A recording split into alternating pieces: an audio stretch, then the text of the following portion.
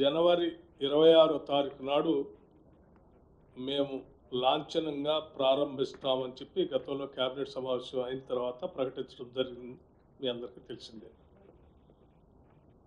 దీనికి సంబంధించి ఇచ్చినటువంటి షెడ్యూల్ ప్రకారం గ్రామ సభలు నిర్వహించి ఆయా గ్రామ సభల్లో ముఖ్యంగా రేషన్ కార్డులకి ఇందిరమేళకి సంబంధించి అర్హత కలిగిన లబ్ధిదారులందరి దగ్గర నుంచి కూడా అప్లికేషన్లు తీసుకొని వాటన్నిటినీ క్రోడీకరించి ఎలిజిబిలిటీ ఉన్నటువంటి వాళ్ళందరికీ ఇవ్వాలనేదే రాష్ట్ర ప్రభుత్వం యొక్క లక్ష్యం. అందులో భాగంగా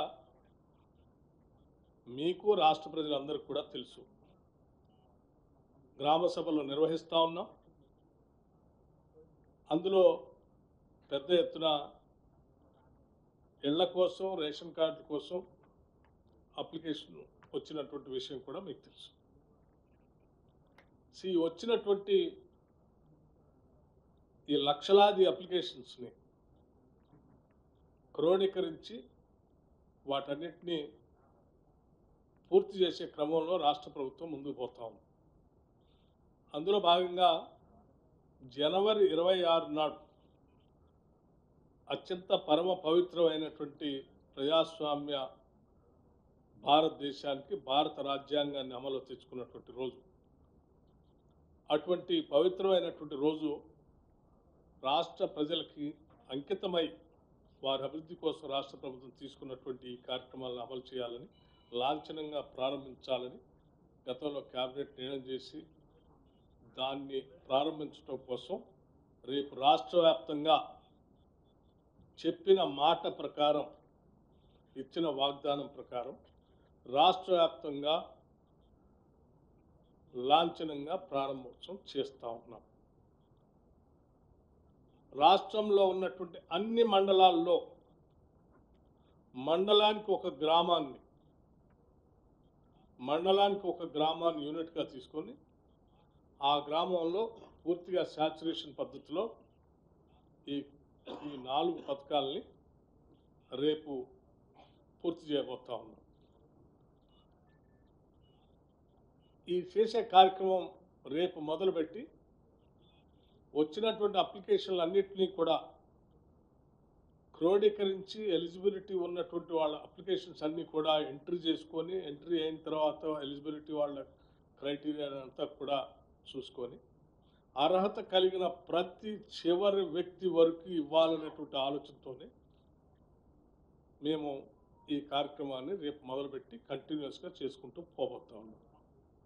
ఈ ప్రక్రియ మొత్తం మార్చి కల్లా పూర్తి చేయబోతా ఉన్నాం. ఈ ప్రక్రియ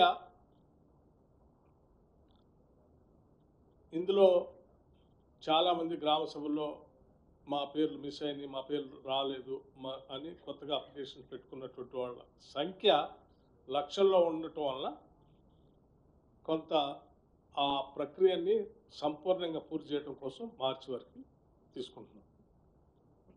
రాష్ట్ర ప్రజలందరికీ చెప్పేది ఏంటంటే, ఈ ప్రక్రియలో ఏ ఒక్కళ్ళు కూడా మిగిలిపోరు. ఉదాహరణకి రైతు భరోసా సంబంధించి వ్యవసాయ యోగ్యమైనటువంటి ప్రతి ఎకరానికి ఇచ్చేటువంటి కార్యక్రమాన్ని ఇప్పటికే ప్రకటించాం. దాంట్లో ముందుకు పోతాం. అట్లాగే ఇందిరమ్మ ఆత్మీయ భరోసాకు సంబంధించి